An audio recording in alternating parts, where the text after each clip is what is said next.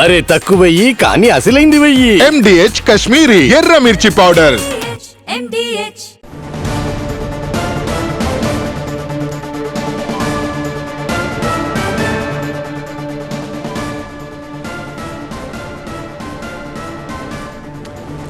Big breaking చూస్తున్నాము. Operation కగార్లో కీలక పురోగతి కనిపిస్తోంది. కర్రెగుట్టలపై పట్టు సాధించాయి సాయుధ బలగాలు. కర్రెగుట్టలపై జాతీయ జెండా ఎగరేశాయి భద్రతా బలగాలు.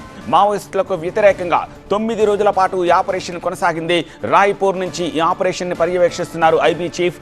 వామపక్ష తీవ్రవాదంపై ఇది గెలుపు అంటున్నాయి నిఘా వర్గాలు. ఆపరేషన్లో 10,000కు పైగా సాయుధ బలగాలు పాల్గొన్నాయి. पत्थर पत्थर नहीं झाड़ में ठांग दो.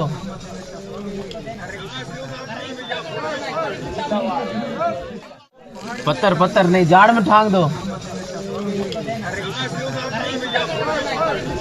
ఆపరేషన్ కగార్ పేరుతో మావోయిస్టుల అంతమే లక్ష్యంగా అడుగులు వేశాయి కేంద్ర బలగాలు. తెలంగాణ ఛత్తీస్గఢ్ సరిహద్దు ప్రాంతంలోని కర్రెగుట్టలు మావోయిస్టుల కోసం భారీ సర్చ్ ఆపరేషన్ చేపట్టింది.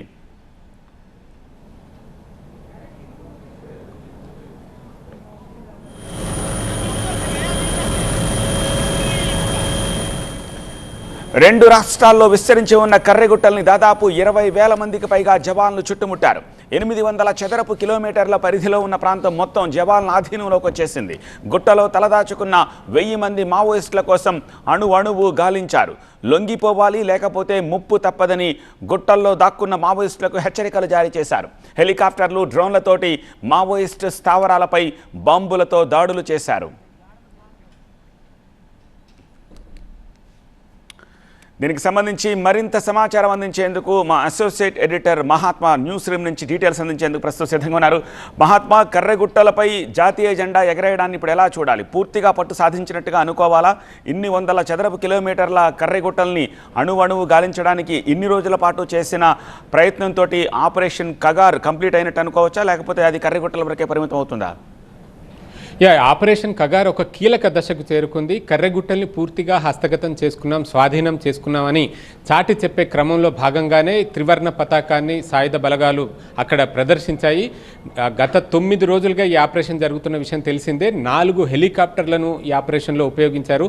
అలాగే 2 డ్రోన్ స్క్వాడ్రన్స్, అంటే ఒక్కొక్క స్క్వాడ్రన్లో 20 డ్రోన్లు ఉంటాయి.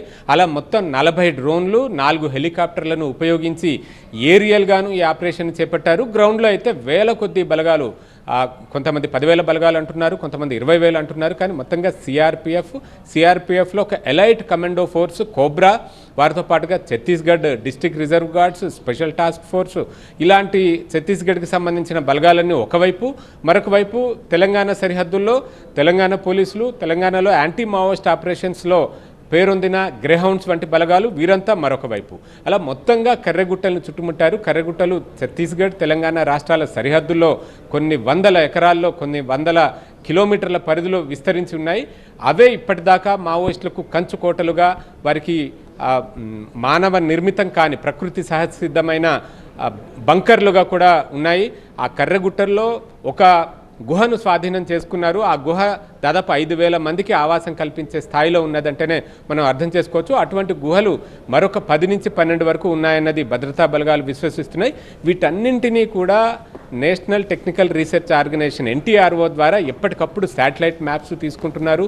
వాళ్ళు అందించే టెక్నికల్ డేటాను బేస్ చేసుకుని ఇటు హెలికాప్టర్లు, డ్రోన్లు వీటన్నిటిని ఉపయోగించుకుని భారీ స్థాయిలోనే ఈ ఆపరేషన్ చేపట్టారు. ఇక మావోయిస్ట్ అగ్రనేతలుగా ఉన్న హిడ్మా దామోదర్ వంటి వాళ్ళు, అలాగే మావోయిస్ట్ పార్టీలో ఒక మిలిటరీ యూనిట్ ఉంటుంది, PLGA అంటారు, people's liberation guerrilla army battalion number 1. మిగతా మిలిటరీ యూనిట్స్ అన్నిటినీ కూడా తుడిచిపెట్టుకుంటూ వచ్చారు.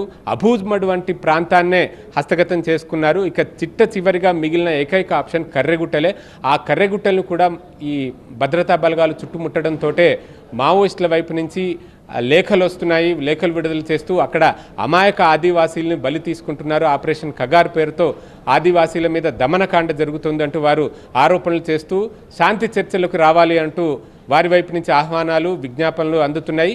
పౌర హక్కుల సంఘాలు సైతం ఈ శాంతి చర్చలు జరపాలి మావోయిస్టులతోటి అంటూ వారు డిమాండ్లు చేస్తున్నారు. దాన్ని బట్టి అర్థం చేసుకోవచ్చు ఇంకా అక్కడ ఎస్కేప్ రూట్ అనేది లేకుండా అయిపోయింది. ఎగ్జిట్ వారికి ఎటువైపు నుంచి బయటకు వెళ్ళడానికి మార్గం లేకుండా పోయింది. ఒకవేళ తెలంగాణ వైపుకి వద్దామంటే తెలంగాణ సరిహద్దుల్లో ఇక్కడ తెలంగాణ పోలీస్ బలగాలు గ్రేహౌండ్స్ కాచుకుని రెడీగా ఉన్నాయి. వారితో పాటుగా సెంట్రల్ పారామిలిటరీ ఫోర్సెస్ని సైతం అదనంగా మోహరించి ఉంచారు. అటువైపు ఛత్తీస్గఢ్ వైపున మొత్తం చుట్టుముట్టి అష్టదిక్కులా కూడా భద్రతా బలగాలు భూమి మీద నుంచి గాల్లోనూ అన్ని రకాలుగా చుట్టుముట్టి ఈ కర్రెగుట్టల్ని స్వాధీనం చేసుకోవడంతో ఇప్పుడు వారికి ఎటు బయటకు వెళ్ళడానికి ఆస్కారం లేకుండా పోయింది. అక్కడున్న గుహల్లోనే వారు తలదాచుకుని ఉంటున్నారని చెప్పి ప్రస్తుతానికి భద్రతా బలగాలు భావిస్తున్నాయి. ఇక ఆపరేషన్ ఎండ్ పాయింట్కి వచ్చిందనే చెప్పవచ్చు. రెడ్ కారిడార్గా ఉన్న ఈ మావోయిస్టుల ప్రాంతాన్ని పూర్తిగా భద్రతా బలగాలు స్వాధీనం చేసుకున్నాయి.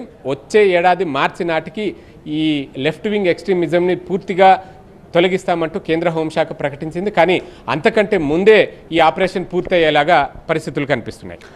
All right Mahatma.